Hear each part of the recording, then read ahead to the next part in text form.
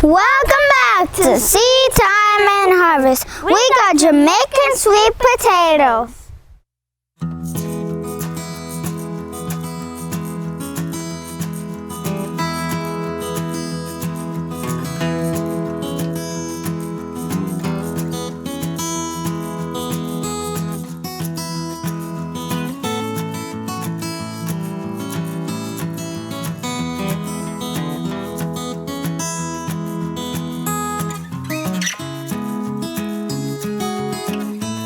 Alright, we got an exciting video for you today. We're going to be talking about Caribbean sweet potatoes. So here we have a Caribbean sweet potato, and it's very good. My wife makes some sweet potato pie with it. Charisse, what do you call that? Pudding. They call it pudding. Alright, so pudding. If you want the recipe, talk to my wife about that. You can comment us here in this video. So here is the sweet potato. Here's what it looks like. But what I want to talk to you about is how to grow this sweet potato. Now here I have one that is already growing. So it comes right out of this sweet potato. It starts to sprout just like that. And all you have to do is just put it in the ground and it'll start growing just like that. Now here we have a couple that are already growing.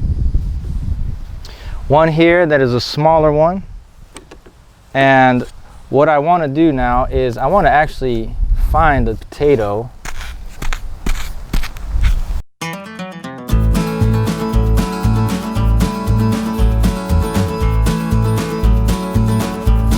So here is the sweet potato right here.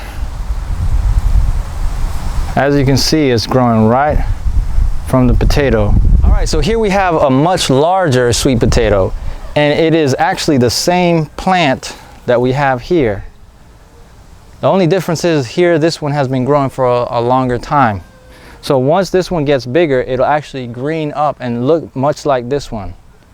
Then what it will do is it will send out runners. Here we have a runner, and what it will do is it will actually find itself some more ground and begin to root right there. And these roots then will form sweet potatoes. So anywhere you have this vine running out and rooting, you will actually be able to have another plant of sweet potato plant. You can actually separate it from the parent crop and have another crop. You can even move it.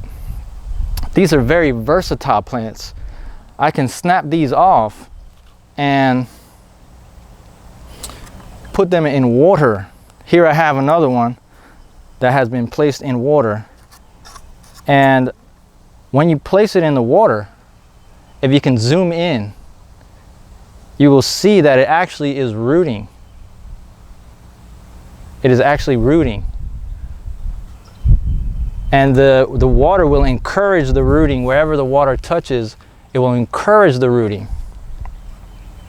So you can put it in water and then you can plant that straight into the ground just like that, wherever you want it. I wouldn't put it right here, obviously, because I just took one out of there. The reason I took it out is because I want to plant it somewhere else where it wouldn't be in the way. So this area is in our front yard garden. This is one of the first places that we've put down wood chips, and it's been breaking down pretty good. As you can tell, we have this dark, rich soil here, being broken down over time, and so this is a very good medium to put our potatoes in. Since this has been broken down, it's not going to need nitrogen as we would if we were planting in fresh wood chips. The only thing we're going to add is some rock phosphate. Potatoes are root crops, so root crops do need phosphorus to grow, and so adding the rock phosphate will give it an extra boost to get those roots going.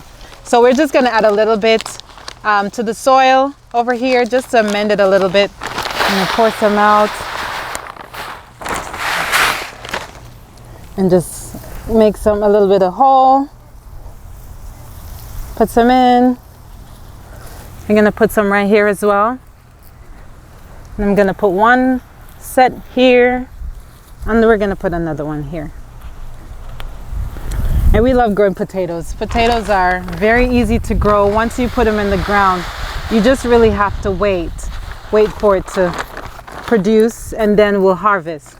And as was mentioned before, we didn't do such a good job harvesting, which is good, because now we have potatoes that we can plant for this year.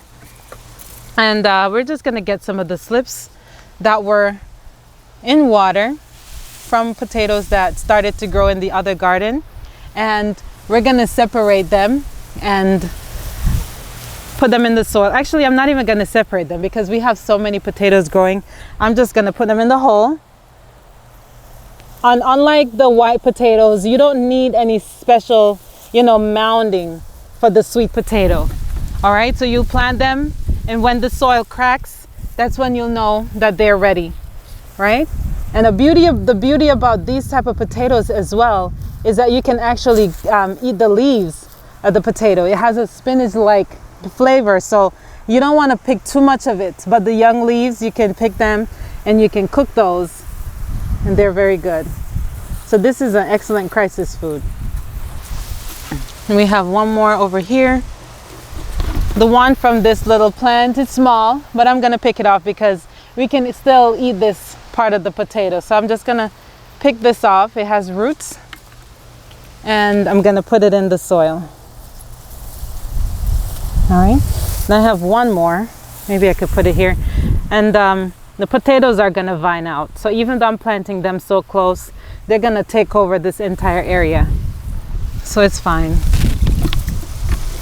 If you have a lot of space, you can give them more space.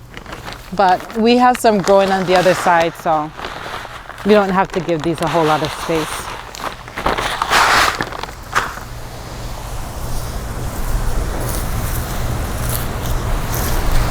Our potatoes are in the ground. We'll wait another 3 to 4 months for potatoes to send out runners all of this area, and then we'll be able to get some potatoes to harvest. While we wait on the fruit, we'll also be enjoying the leaves of the potatoes. So I hope you go out, get some sweet potatoes, plant your potatoes so you can have a happy harvest, all right? So happy planting.